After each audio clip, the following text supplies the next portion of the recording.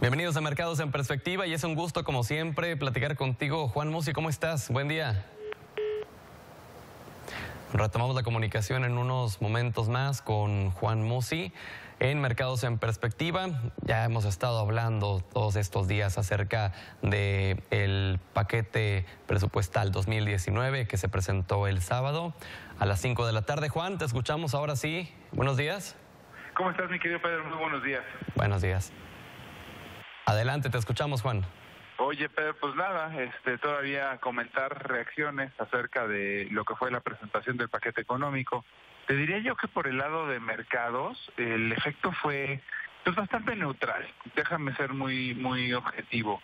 Creo que no tuvo un efecto demasiado positivo en los mercados, y tal lo pudimos ver en el comportamiento pues del peso y de la bolsa. Sí es cierto que el tipo de cambio está un poquito más abajo de los niveles de 2020, 2025 para ubicarse entre 2010 y 2015, pero bueno, pues hablar de una apreciación de 5 centavos por la presentación del paquete económico me parece muy poquito. De la misma forma que el comportamiento que tuvo ayer el mercado bursátil, también arrastrado o perjudicado por lo que ha estado pasando en Estados Unidos, que ese sí es un gran tema, verdaderamente lo que viene hacia adelante, y ahorita te lo comento por favor, brevemente, pero yo sí creo que básicamente vino en línea, ¿no? En la parte económica y financiera, que es lo que a nosotros nos toca analizar, simplemente desde el sábado, no, cuando hablamos el domingo, que el domingo, por sí, la noche, sí, te decía yo, sigo pensando lo mismo. No me gusta que presupuesten un tipo de cambio de 20 para todo el año, asumiendo que nos vamos a quedar así de subvaluados todo el año, porque la verdad arriba de 20 es un nivel de subvaluación del 15, 17% más o menos. No me gusta tampoco que de los 250,000 millones de pesos que se asignaron a proyectos prioritarios, 150,000 de esos 250,000 vayan a programas sociales. No tengo nada en contra de que la población de avanzada edad esté bien y tenga mejores condiciones, pero también de la misma forma no puedo creer las grandes cantidades que se están destinando también a programas de lo que le llaman los jóvenes emprendedores, ¿no? Para poner en perspectiva esto, mi querido Pedro, de los 250,000, casi 160,000 son estos dos programas, y el Tren Maya costaría 6,000 millones de pesos. Simplemente para poner en perspectiva lo que va a costar, ¿no? Estos programas sociales. Y luego la parte más delicada, creo yo, en la parte económica y financiera, tendrá que ver con todo este seguimiento que le demos en el año a Pemex, la operación de la petrolera. El presupuesto ubica un barril que se va a estar vendiendo a $55. Para hoy es bastante optimista hablar en un promedio de $55, pero bueno, puede ser. Entonces, al final de cuentas habrá que ver.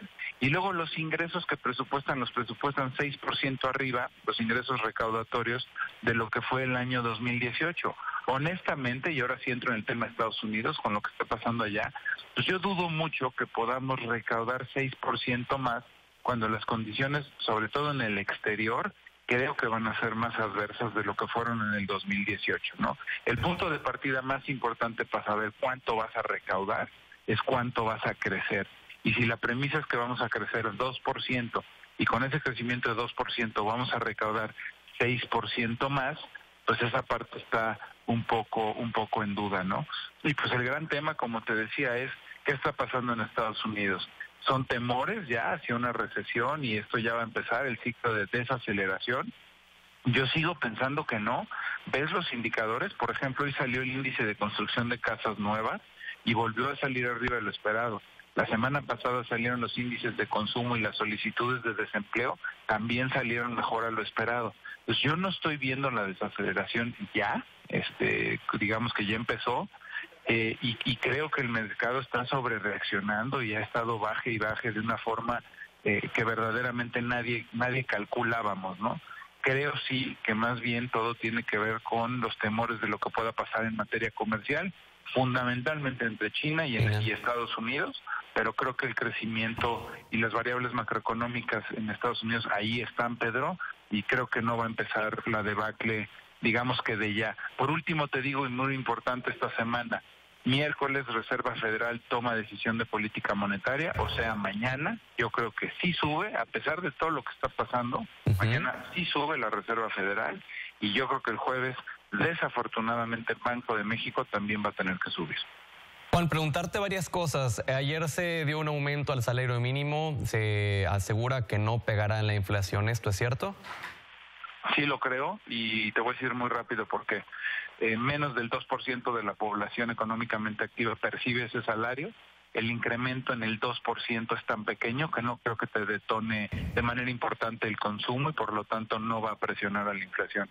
Veo que va a presionar mucho más a la inflación, por ejemplo, el tipo de cambio por un periodo prolongado alto, y no así el aumento en el salario mínimo, porque insisto, es a muy poquita gente, alcanza a muy poca gente de la población. Tampoco el aumento de casi el doble o más del doble más bien en la franja fronteriza. Sí, no creo que tenga un impacto como para pegarle a la inflación. Se me hace optimista, pensar que la inflación va a terminar en 3.4 el año entrante, pero no creo que este sea un detonador de inflación, de nuevo porque alcanza muy poquita gente de la población económicamente activa. Entonces, a la hora de ponderar ese incremento, sí te puede detonar, te digo, un poquito más de consumo, pero marginal, mi querido Pedro. No lo creo. También hablabas ahorita de las recaudaciones. Hablaba hace unos minutos con Patricia Terrazas de la Cámara de Diputados sobre la aprobación de la Ley de Ingresos. Y en la Ley de Ingresos se plantean 5.5 billones de ingresos, tanto por recaudatorios como por petróleos. Pero en esos 3 millones, Juan, de ingresos por los impuestos, no está contemplado todavía la baja del ISR, del IVA en la franja fronteriza, algo que al menos yo pensaba que sí estaba ya estipulado ahí. Así es, yo también pensaba que ahí estaría. Estás hablando de que el impacto que podría tener en la recaudación, más o menos, sería como de una baja del 4 o 5%, el impacto que pudiera tener esta medida de bajar IVA y ISR en la franja fronteriza. Eso es lo que nosotros entendemos cuando lo tratas de medir de la manera más objetiva posible, que el impacto sería de una baja en los ingresos totales del país entre un 4 y un 6%, ¿no? Y bueno, pues aquí te habla de un incremento del 6%. Una medida que no te he comentado y que vale la pena es el aumento en la retención en las inversiones, en los instrumentos financieros, por ejemplo, en los CETES, en los pagarés, en los papeles bancarios o comerciales. Cuando tú inviertas en ventanilla y compres uno de estos papeles que te promete un rendimiento, una tasa de interés, la retención era de 0.46 y ahora va a ser de 1.04, o sea, esa sí se va a ir al doble. Entonces van a recaudar un poco más por esta retención que va a haber en materia de inversiones. Para explicarlo muy fácil, si antes a ti te pagaban una tasa bruta del 8% y te pagaban el 7,5% neto después de tu retención, hoy te van a pagar el 8% y después de tu retención vas a ganar el 7%. Juan, un gusto como siempre platicar contigo. Tenemos temas pendientes todavía para el jueves. Claro que sí, mi querido Pedro. Un fuerte abrazo. Muy buen día. Buen día.